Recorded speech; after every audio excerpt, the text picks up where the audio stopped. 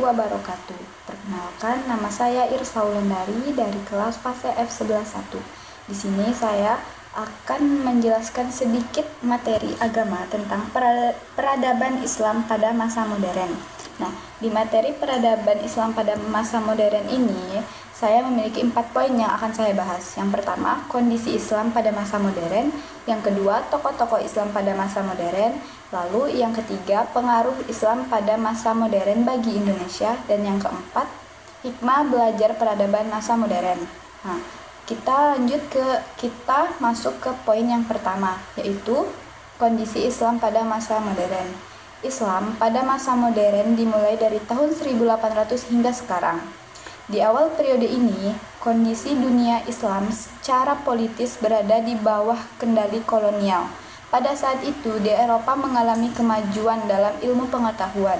Di antaranya, kemajuannya adalah dengan adanya penemuan mesin uap, yang kemudian melahirkan revolusi industri di Eropa.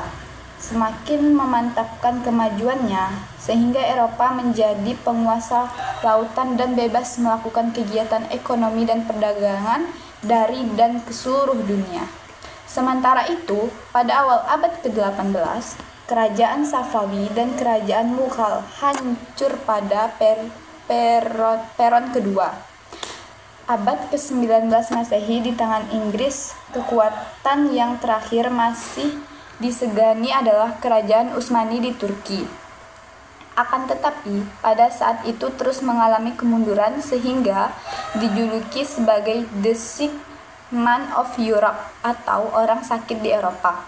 Kelemahan kerajaan-kerajaan Islam itu menyebabkan Eropa dapat menjajah negeri-negeri Islam dengan mudah. Baru pada abad ke-20 Masehi, dunia Islam bangkit memerdekakan negerinya dari penjajahan Barat. Negara-negara Barat pada masa itu masih berada pada masa kegelapan. Karenanya pada masa modern ini muncul kesadaran umat Islam terhadap kelemahan dirinya dan adanya dorongan untuk memperoleh kemajuan dalam berbagai bidang, khususnya dalam bidang ilmu pengetahuan dan teknologi. Untuk memulihkan kembali kekuatan Islam dikenal dengan gerakan modernisasi atau pembaruan yang didorong oleh 3 faktor. Tiga faktor tersebut ialah yang pertama, pemurnian ajaran Islam dan unsur-unsur asing yang dipandang sebagai penyebab kemunduran Islam. Faktor kedua, menimba gagasan-gagasan pembaruan dan ilmu pengetahuan dari Barat. Hal ini dengan pengiriman para pelajar Muslim oleh penguasa Turki, Mesir, dan India ke negara-negara Eropa untuk menimba ilmu pengetahuan. Yang ketiga, kondisi negara-negara Arab seperti Mesir, Turki di bawah jajahan negara-negara Eropa, khususnya Prancis. Nah, materi yang pertama itu sudah habis ya, sampai ke 3 faktor yang menyebabkan Islam memerdekakan. Lanjut ke tokoh-tokoh Islam pada masa modern. Tokoh-tokoh Islam pada masa modern ada 9 tokoh. Yang pertama, Muhammad Ali Pasha. Yang kedua, Rifa'ah Baidawi Rif'at At-Tahtawi. Lanjut yang ketiga, Jamaluddin Al-Afghani. Yang keempat, Muhammad Abduh. Yang kelima, Rashid Ridho. Dan yang keenam, Muhammad Iqbal. Yang kesembilan, Kiai Haji Ahmad Dahlan. Yang kesembilan, Kiai Haji Hashim Asy'ari. Oke, kita lanjut ke tokoh yang pertama, yaitu Muhammad Ali Pasha yang berada di tahun 1765 hingga 1849 Masehi. Muhammad Ali Pasha biasa dipanggil Pasha. Pasha adalah pelopor kebangkitan Islam di Mesir yang lahir pada bulan Januari 1765 Masehi di Kawala. Ayahnya bernama Ibrahim Aga dari Turki. Termasuk keluarga yang dikatakan tidak mampu karena kondisi tidak mampu tersebutlah sejak kecil Pasha bekerja membantu perekonomian keluarganya dan tidak bisa mengenyam pendidikan sebagaimana anak-anak kebanyakan. Meskipun Pasha tidak bisa mengenyam pendidikan sebagaimana anak-anak kebanyakan, Pasha termasuk anak yang cerdas pemberani, dan gigih dalam bekerja. Karakter ini yang menempa dan menghantarkannya menjadi pemimpin di Mesir. Salah satu jasa besarnya adalah berhasil membebaskan Mesir dari kekuasaan Napoleon dari Prancis, sehingga Sultan di Turki merestui Muhammad Ali Pasha menjadi wali Mesir. Pasha juga mengelompokkan ilmu pengetahuan menjadi 5. Yang pertama, ilmu pengetahuan bahasa, terdiri dari bahasa Italia, Turki, dan Persia. Lalu kelompok ilmu yang kedua, ilmu pengetahuan sosial, yang terdiri dari sejarah, geografi, ekonomi, dan antropologi. Lalu ilmu pengetahuan yang ketiga, Pasha ilmu pengetahuan alam, terdiri dari fisika, farmasi, ilmu alam, dan ilmu kedokteran. Lalu ilmu pengetahuan yang keempat yaitu matematika dengan pelajaran utamanya aritmatika dan matematika. Ilmu pengetahuan yang kelima yaitu ilmu pengetahuan keterampilan yang terdiri dari keterampilan umum dan pendidikan kesejahteraan keluarga. Inovasi yang dilakukan oleh Pasha sangat berpengaruh. Pengaruhnya adalah berhasil menjaga stabilitas ekonomi Mesir sehingga berkembang dengan pesat, seperti di Kairo dan Alexandria. Lanjut ke tokoh yang kedua yaitu Rifa'at At-Tahtawi. At-Tahtawi biasa dipanggilnya. At-Tahtawi telah menyelesaikan belajarnya di Universitas Al-Azhar Kairo. Kemudian ia belajar selama 5 tahun di Prancis. Selama di Prancis, At-Tahtawi menerjemahkan 12 buku dan risalah. At-Tahtawi berhasil menerjemahkan sekitar 20 buku berbahasa Prancis dan mengedit puluhan karya terjemahan lainnya. Pokok-pokok pemikiran At-Tahtawi dibagi menjadi beberapa bidang, yaitu yang pertama, bidang pendidikan. Bidang pendidikan meliputi 2 hal. Pendidikan harus di universitas universal, dan emansipasi wanita pendidikan adalah hak semua golongan, baik laki-laki maupun perempuan tanpa membeda-bedakan status ataupun jenis kelamin. Bidang yang kedua yaitu bidang ekonomi. Bidang ekonomi yaitu melakukan perbaikan dalam pertanian dengan menanam pohon kapas, anggur, zaitun, pemeliharaan lebah, ulat sutra, termasuk penggadaan pupuk tanaman yang murah. Lalu bidang yang ketiga, bidang kesejahteraan. At-Tahtawi berpandangan bahwa kesejahteraan masyarakat atau negara-negara dapat tercapai dengan 2 jalan, yaitu berpegang teguh pada ajaran agama dan berbudi pekerti yang baik. Nah, jadi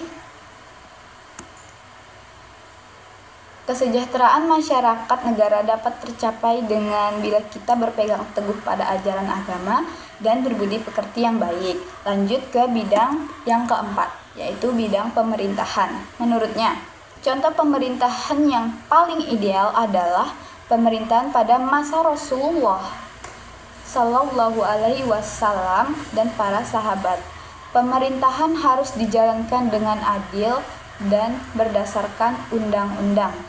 Lalu bidang yang kelima, dalam cinta tanah air atau patriotisme, At-Tahtawi berpandangan bahwa tanah air adalah tanah tumpah darah seseorang, bukan seluruh dunia Islam. Lanjut, yang keenam, dalam berijtihad, menurut At-Tahtawi bahwa ijtihad masih terbuka bagi seluruh umat Islam. Ijtihad harus dilakukan oleh para ulama yang memenuhi syarat. Lanjut ke tokoh yang ketiga, yaitu Jamaluddin Al-Afghani. Jamaluddin biasa dipanggilnya. Jamaluddin adalah pemimpin pembaruan Islam yang tempat tinggal dan aktivitasnya tuh berpindah-pindah. Jadi dia tuh tidak menetap di satu tempat, tapi berpindah-pindah dari satu negara ke negara lain. Pengaruh pemikiran dan pembaharuannya yang paling besar dan nyata ialah di Mesir. Jamaluddin merupakan seseorang yang cerdas pada usianya yang masih muda, yaitu 18 tahun. Ia sudah menguasai berbagai disiplin keilmuan seperti ilmu agama, filsafat, hukum, sejarah, metafisika, kedokteran, sains, astronomi, dan astrologi. Wah, hebat ya! Dalam karirnya, Jamaluddin pernah menjabat sebagai Perdana Menteri di Afghanistan. Adapun pokok-pokok pemikiran yang dikeluarkan oleh Jamaluddin adalah yang pertama, penyebab kemunduran Islam disebabkan beberapa hal, yaitu akhlaknya yang buruk dan acuh terhadap ilmu pengetahuan, kelemahan umat Islam dalam segala sektor, dan kurangnya usaha dalam mencerdaskan umat, baik untuk menekuni dasar-dasar ilmu agama maupun upaya transformasi ilmu pengetahuan. Lalu, pokok pemikiran yang kedua, menggagas ide pan-islamisme, yaitu paham yang bertujuan mempersatukan seluruh umat Islam di dunia. Lalu yang ketiga, antara laki-laki dan perempuan memiliki kedudukan yang sama. Keduanya memiliki akal untuk berpikir. Lalu yang keempat, berusaha mengubah sistem pemerintahan autokrasi menjadi demokrasi. Kita lanjut ke tokoh selanjutnya, yaitu Muhammad Abduh. Atau Muhammad Abduh biasa dipanggil Abdul. Abdul belajar agama ke Syekh Ahmad pada tahun 1862. Kemudian melanjutkan ke Universitas Al-Azhar Kairo pada tahun 1866. Setelah menyelesaikan studinya, ia mengajar di Al-Azhar. Puncak karirnya Abduh menjadi mufti pertama di Mesir pada tanggal 3 Juni 1899. Nah, Muhammad Abduh juga mengembangkan pokok pikiran. Ide pokok pikirannya Muhammad Abduh yang pertama ialah dalam pendidikan, yaitu menawarkan agar dilakukan lintas disiplin bidang pendidikan, yaitu menawarkan agar dilakukan lintas disiplin ilmu, yakni antara kurikulum madrasah dan sekolah. Tujuannya untuk menghilangkan dikotomi antara ulama dan ilmuwan. Modern, mengembangkan kelembagaan pendidikan, yaitu mendirikan sekolah menengah pemerintah dalam berbagai bidang. Lanjut ke ide pokok pikiran yang kedua, pintu ijtihad masih terbuka lebar bagi umat Islam. Ijtihad merupakan dasar penting dalam menafsirkan kembali ajaran Islam. Berarti ijtihad tuh terbuka lebar dong. Lanjut ke ide pokok pikiran yang ketiga. Islam adalah ajaran rasional yang sejalan dengan akal. Dengan akal, maka ilmu pengetahuan akan menjadi maju. Lalu yang keempat, kekuasaan negara harus dibatasi oleh konstitusi yang dibuat oleh negara yang bersangkutan. Lanjut ke tokoh yang keempat yaitu Rashid Ridho. Kita bisa panggil dia Ridho. Ridho terpengaruh dengan pemikiran dari Jamaluddin Al-Afghani, tokoh yang sudah kita bahas sebelumnya, dan Muhammad Abduh. Setelah Jamaluddin Al-Afghani wafat, Ridho ingin sekali bertemu dengan Muhammad Abduh untuk belajar secara langsung dan mengetahui pandangannya terhadap reformasi Islam. Kemudian, tahun 1897, keinginan Ridho ini berhasil untuk bertemu dengan Muhammad Abduh atas persetujuan Abduh sendiri. Ridho menerbitkan majalah Al-Manar. Tujuan penerbitan tersebut adalah untuk menjadi corong bagi gerakan pembaruan Islam dalam memajukan umat Islam dan membebaskan dari belenggu. Nah, Rashid Ridho ini juga mengembangkan pokok-pokok pikirannya. Pokok-pokok pemikiran Rashid Ridho ialah yang pertama, kemunduran umat Islam dalam berbagai aspek kehidupan adalah karena umat Islam yang berpaling dari ajaran-ajaran Islam.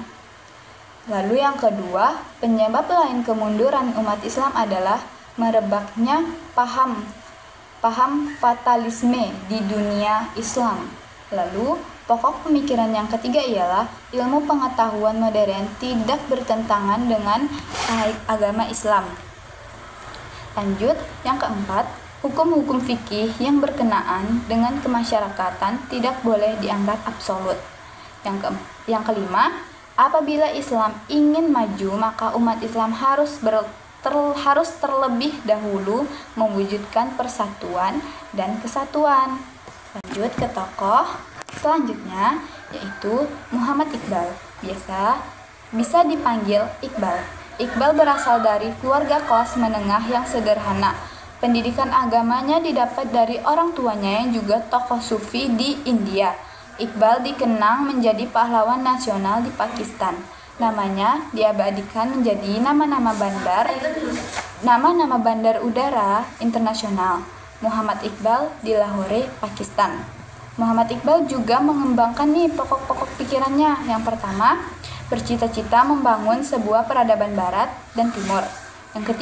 Yang kedua, Al-Quran yang merupakan kitab yang lebih mengutamakan amal daripada cita-cita. Yang ketiga, pintu ijtihad masih terbuka. Ijtihad bagi Iqbal merupakan dasar pergerakan dalam Islam. Yang keempat, mencita-citakan kebangkitan kembali umat Islam dari tidur panjangnya. Yang kelima, tujuan pendidikan adalah memperkokoh dan memperkuat individualitas dari peserta didik sehingga mereka menyadari kemungkinan menimpa dirinya. Tokoh selanjutnya ialah Kiai Haji Ahmad Dahlan. Kiai Dahlan lahir pada tahun 1869. Nama kecilnya adalah Muhammad Darwis. Ia baru dipanggil Ahmad Dahlan setelah pulang dari menunaikan ibadah haji dan menuntut ilmu. Dahlan mempelajari tafsir Al-Manar karya Muhammad Abduh secara tekun dan serius. Salah satu kesuksesan pembaruannya ditandai dengan berdirinya organisasi masyarakat yang bernama Muhammadiyah di Indonesia pada tanggal 18 November 1912. Kiai Haji Ahmad Dahlan juga mengembangkan pokok-pokok pemikirannya. Yang pertama, tujuan utama pendidikan Islam adalah membentuk manusia yang berbudi luhur, alim dalam agama. Yang kedua, pendidikan harus mencetak manusia-manusia yang berjiwa nasionalisme dan patriotisme, sehingga bersedia berjuang untuk kemajuan masyarakat. Yang ketiga, materi pendidikan harus meliputi pendidikan moral dan akhlak, pendidikan individu dan pendidikan kemasyarakatan. Yang keempat, model pendidikan memadukan dua jenis pendidikan, yaitu pesantren dan sekolah umum. Lalu ke tokoh selanjutnya, yaitu Kiai Hashim Asy'ari. Kiai Hashim belajar ilmu agama langsung dengan bapak dan kakeknya yang sekaligus pengasuh pondok pesantren. Untuk memantapkan ilmu yang sudah didapatkan dari kakek dan ayahnya atau bapaknya, Kiai Hashim memantapkan lagi ilmunya. Ia belajar sampai ke Mekah, Arab Saudi selama 7 tahun. Prestasi Kiai Hashim yang menonjol selama belajar di Mekah adalah memperoleh kepercayaan untuk mengajar di Masjidil Haram. Di antara bentuk pembaharuan yang dilakukan oleh Kiai Hashim yang sekarang masih bisa dilihat adalah ia mendirikan pondok pesantren Tebu Ireng, Jombang, Jawa Timur, yang saat itu di dusun Tebu Ireng penuh dengan perjudian, prostitusi, minuman keras, pencurian, maupun perampokan. Kiai Haji Hashim juga mengembangkan pemikirannya. Yang pertama, dalam bidang tasawuf, Kiai Hashim banyak dipengaruhi oleh Al-Ghazali. Yang kedua, dalam melawan penjajahan Belanda, Kiai Hashim menginisiasi resolusi jihad yang dicetuskan pada tanggal 22 Oktober 1945 yang sekarang diperingati menjadi Hari Santri Nasional. Yang ketiga, dalam bidang politik, Kiai Hashim mengajak kepada umat Islam untuk membangun dan menjaga persatuan. Yang keempat, dalam bidang pendidikan, tujuan pendidikan menurut Kiai Hashim adalah pemahaman terhadap pengetahuan adalah pembentukan karakter yang baik. Nah, itu kita udah selesai 2 poin nih. Lanjut ke poin yang ketiga, yaitu pengaruh Islam masa modern bagi Indonesia. Adanya gerakan pembaruan dalam Islam, khususnya pada masa modern, adalah wujud kesadaran umat Islam dari ketertinggalan dari Barat. Di antara gagasan cendekiawan Muslim pada masa tersebut adalah pan-Islamisme yang digaungkan Jamaluddin Al-Afghani, merupakan cikal bakal dari gerakan kesatuan untuk menentang penjajah. Hal itu menjadi inspirasi bagi Indonesia dapat terlepas dari penjajahan.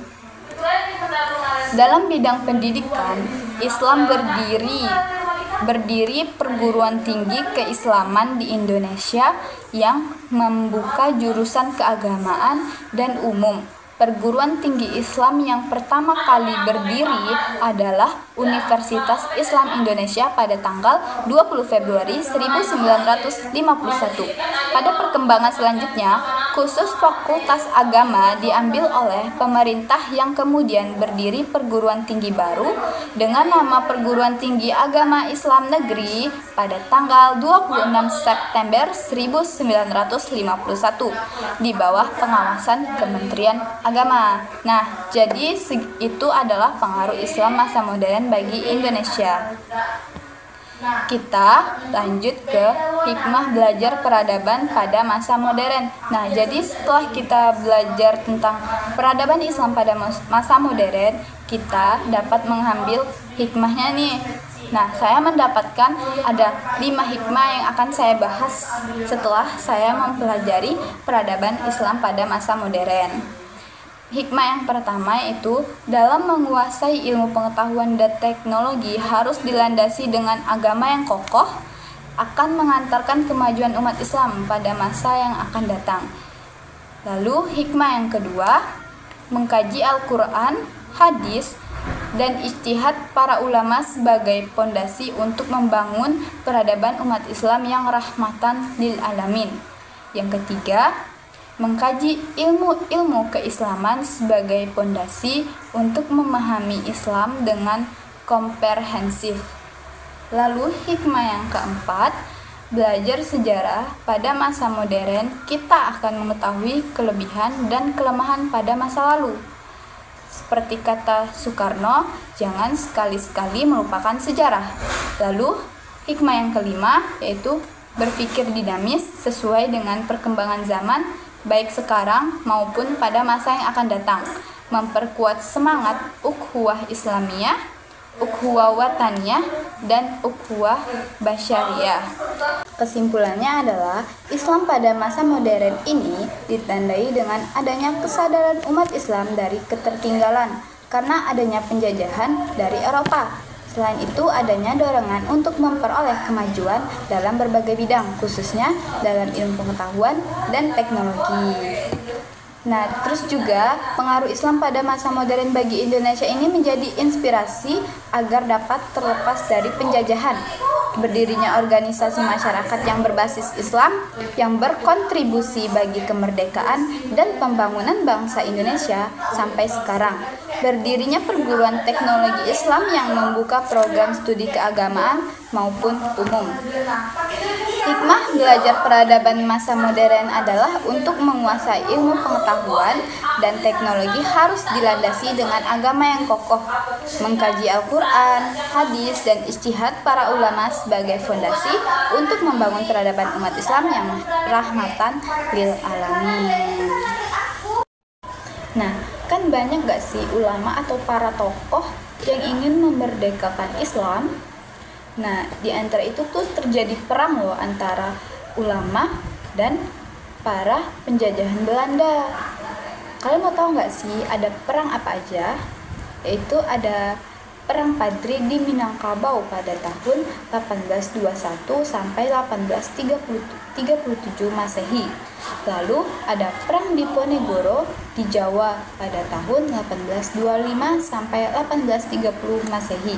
Lanjut ada Perang Banjar di Kalimantan, yaitu dari tahun 1854 sampai tahun 1864. Lalu ada Perang Jambi pada tahun 1858 sampai 1907 Masehi. Lalu Perang Aceh di Aceh pada tahun 1873 sampai 1904. Dan yang terakhir, pemberontakan rakyat Cilegon, Banten pada tahun 1888 Masehi. Dan masih banyak perang-perang yang lain yang dilakukan para ulama untuk memerdekakan Islam. Nah, begitu saja materi yang dapat saya sampaikan, semoga mudah dimengerti. Sekian dari saya. Assalamualaikum warahmatullahi wabarakatuh.